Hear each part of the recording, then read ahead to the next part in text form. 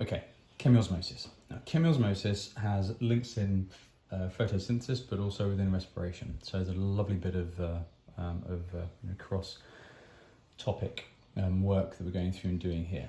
Now, this one is actually immediately, I'm going to be linking it back into the light-dependent reaction, but it can be then linked into respiration later on at a later time.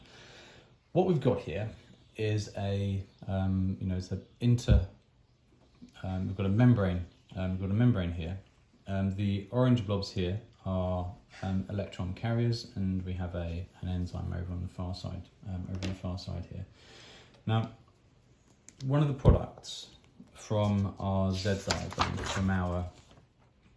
from our light-dependent reaction that's been drawn here. One of the products is reduced NADPH.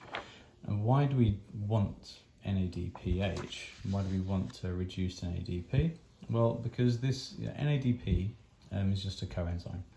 It's moving hydrogen from one place to another. From one place where we're going through and picking up to one place where you can go through and utilize. We can go through and utilize it. So over on the far side here, we have our NADPH arrive. That then dissociates. So it'll go essentially let go of the hydrogen that's been bringing over here. So the NADP will be let go, and it will go off and get into adventures, go through and mop up and pick up some more hydrogens for us at a later date. The hydrogens will then come off, and then they too will dissociate. They too will then go through and dissociate themselves. So we'll have two H pluses and two electrons. Okay. So what's going to happen with these? As I said, these orange blobs here are electron carriers. Fit it in: electron carrier, electron carrier, electron carrier.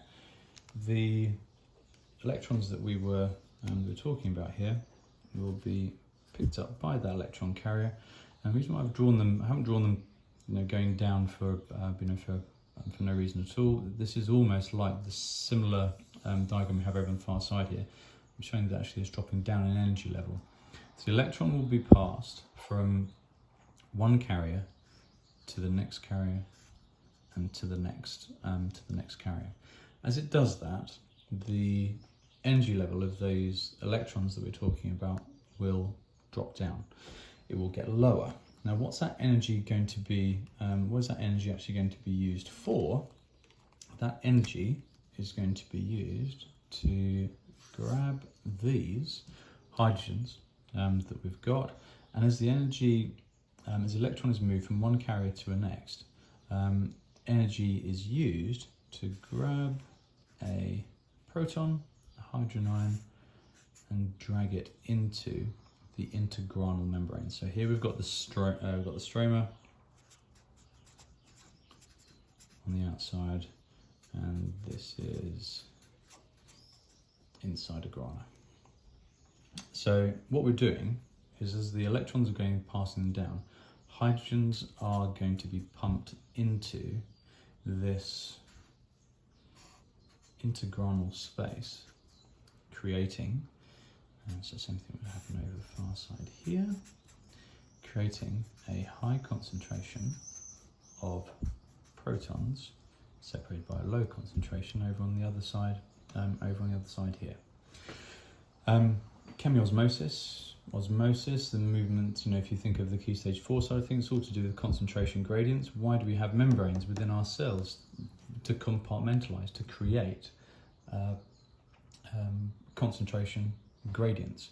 Why do we want a high concentration of protons on the inside of the intergranal space? Because by pumping them into this place, into this way here, naturally we want to go from a high concentration to a low concentration back into the stroma.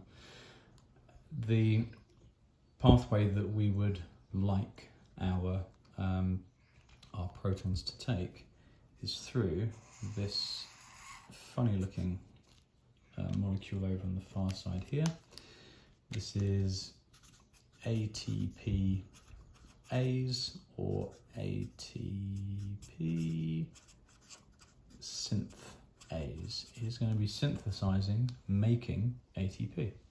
So as hydrogen goes through this protein, this enzyme over on the far side here, what's going to happen? Well, we're going to have some ADP and some inorganic phosphate, and as the proton passes through ATPase, ATP synthase, energy will be used to bind these two together in order to create our ATP molecule. So this is how, when I refer you back to our previous piece of work here on the light-dependent reaction, I've said as electrons are going down from a higher energy state to a lower energy state, I've said ATP is going to be produced. Following this pathway here would be non-cyclic phosphorylation. What is phosphorylation? Phosphorylation is simply the adding of a phosphate to a molecule. We are phosphorylating an ADP molecule because we are using light to initially create the we're using light energy. It would be described as photophosphorylation. So this is where you're linking this diagram, the Z diagram, the light-dependent reaction. Say ATP is produced, but how is ATP produced?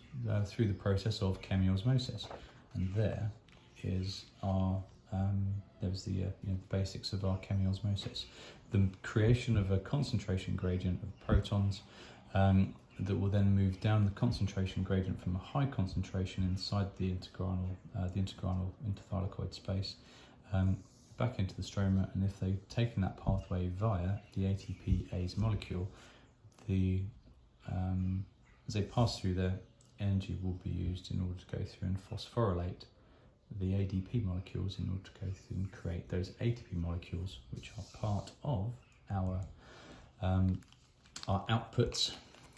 So this is what's going in, this is what's coming out, and that's how our ATP molecule is made. Now, there is one further diagram which you can often see, which sort of links both of these two together. And in this situation here, this is where it's sliding around here because sorry. So this is where you go through and see one diagram to actually summarise the chemiosmosis, but also the light dependent reaction in the same place. So here's photosystem 2. Now attached to photosystem 2, we also have an enzyme that, in the presence of light energy, will have some photolysis occurring, the splitting of water, 2 of those, and half an O2 will be produced over as part of photosystem 2. But what's happening? Well, photosystem 2 is being struck by light energy. What's released? Well, an electron will be released. So the electron that has been created from the photolysis of water got a number of different pathways, but if you imagine that actually over here on photosystem 2, what's going to happen to these 2 electrons over on the far side here? That's going to go back into this photosystem here in order to replenish the 2 electrons that were pinged out earlier on. So that's how that one's being that's how that one's going to be used. So these 2 electrons will then find their way into photosystem 2, and will then be passed down. These are electron carriers, orange blobs. Will be passed from electron carrier to electron carrier to electron carrier. As they're passed from electron carrier to electron carrier, well, what we'll have is we will have some protons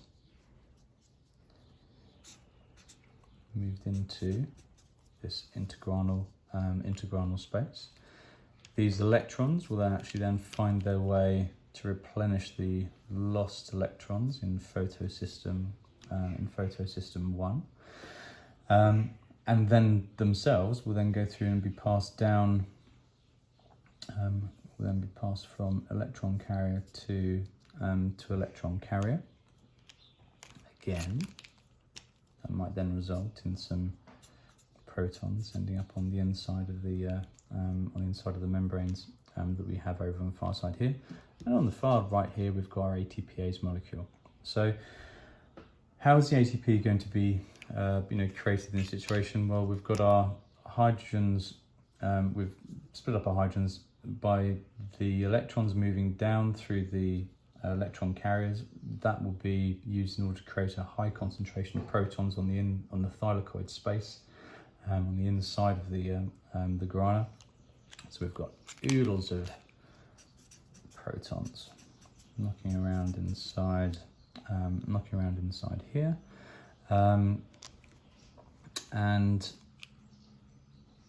what do we want these protons to do? We want these protons to go down the chemiosmotic, down the concentration gradient, from a high concentration to a low concentration into the stroma. As they'll do so, a ADP molecule will be phosphorylated to produce ATP. Those hydrogens that have been spat out the other side over here, well, what could they be used for? Well, they could be mopped up by our NADP coenzyme,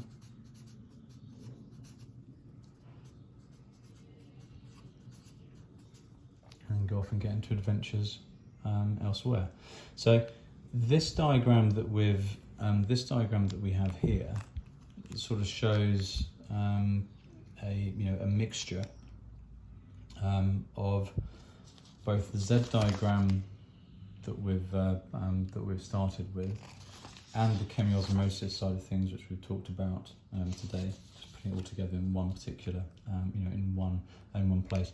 Diagrams, there are oodles of them, loads of different variation. But again, if you're just working out what's going in, what's coming out, that you're looking back at, all three of these diagrams that you will go through and create, and you've got some basic information here. So, well, which photosystem is involved in the non-cyclic photophosphorylation? Non-cyclic, only photosystem 2. Which one's involved in cyclic and non-cyclic? Well, cyclic and non-cyclic would be photosystem 1. So both of these are involved within the non-cyclic photophosphorylation, but only photosystem 1 is involved in the cyclic side of things. Where does photolysis occur? It occurs at photosystem 2. What are the products of the cyclic and the non-cyclic photophosphorylation? Well, we've got ATP being produced. How's that produced? By the medium of chemiosmosis, and then that's it, going through all linked up together. Okay, so break it down to its constituent parts, think about what's required, what is created, and then finally you can go through and link it all together. This is a very common diagram that you go through and pick up within revision. All right. Right, leave that with you, and remember to review this before the next seminar day, just to make sure that this sort of vocabulary and these keywords are at the forefront of your mind. All right, take care.